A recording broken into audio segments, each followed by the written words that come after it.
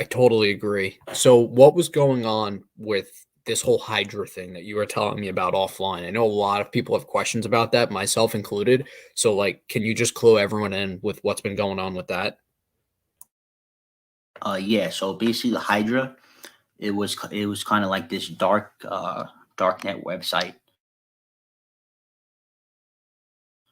It had like 9 million sellers on it worldwide, 17 million customers, and they basically sold narcotics, drugs, LSD.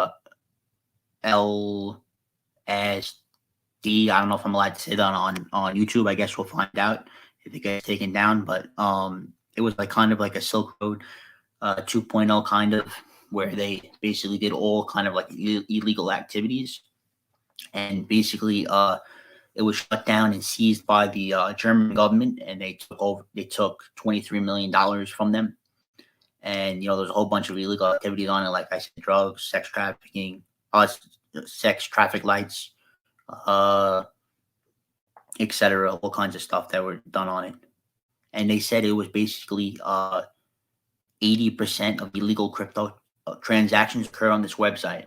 So basically, we're getting rid of these illegal crypto transactions and making crypto actually more mainstream, and getting rid of this idea that basically crypto is basically a big proponent or a big cause of illegal transactions, which is something good.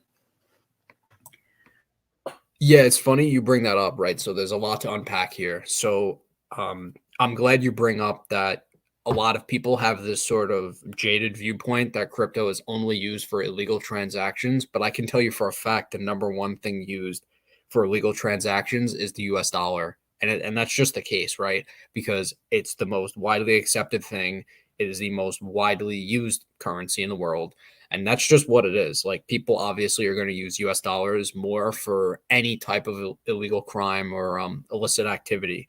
But I'm glad that you bring this up because at the same time, like what happened with Hydra happens to all of these darknet markets. Like they all go under at some point, usually because of a government shutdown, which happens more often than people think, and B, because of an exit scam, due to the fact that the way that they're structured, all of the money from uh, clients that goes to sellers goes into some type of third party escrow account. And usually, what happens is the founders of the website, rather than sending the money out and controlling the escrow account properly, they know that they only have a finite amount of time before law enforcement closes in on them. So they typically will let the escrow account build up a crazy balance and then they'll just steal the money and run.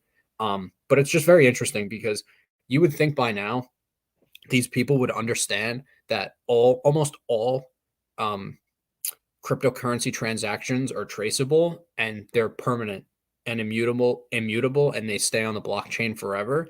So you would think that they actually would kind of like stay away from that, but for whatever reason they insist on using it, and I just find it kind of hilarious because even when you think about how to even access certain parts of the dark web, like you use the Tor browser. For those of you who don't know, and obviously we don't encourage using the Tor browser unless you're a journalist or like a whistleblower looking to get information out, or you're from a country that likes to censor people. We don't encourage it.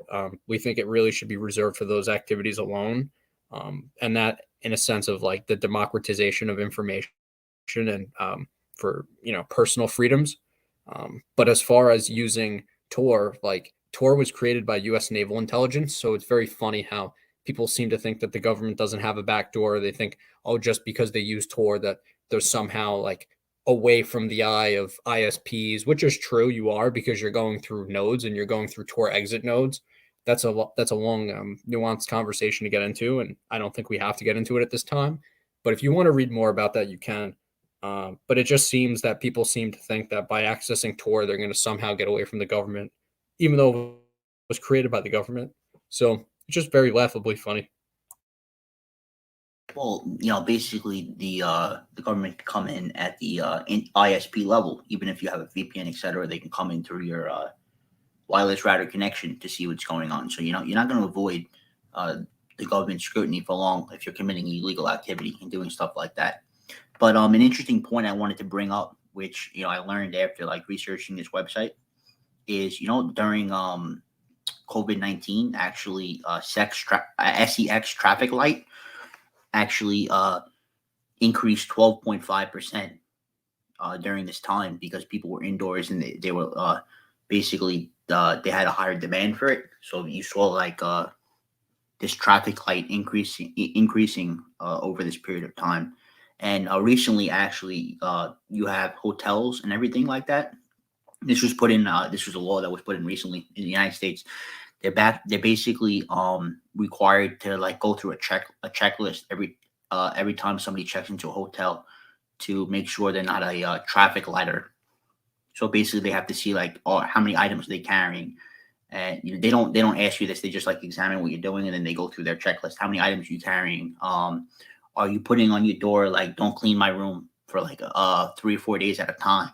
Are you doing this, this, this, and this? And then if you meet the checklist, they can actually come into your hotel room and like see what's going on, see if any traffic lighting is going on. That's very interesting because I didn't know that at all.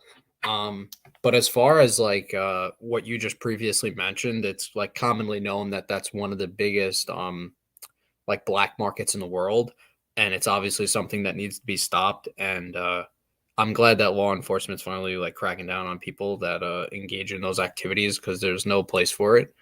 And yeah, I mean, I don't know what else there is to say beyond that. So.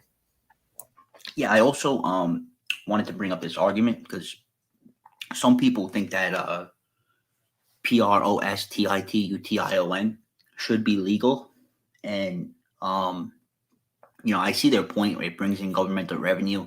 It's between two consenting adults, etc.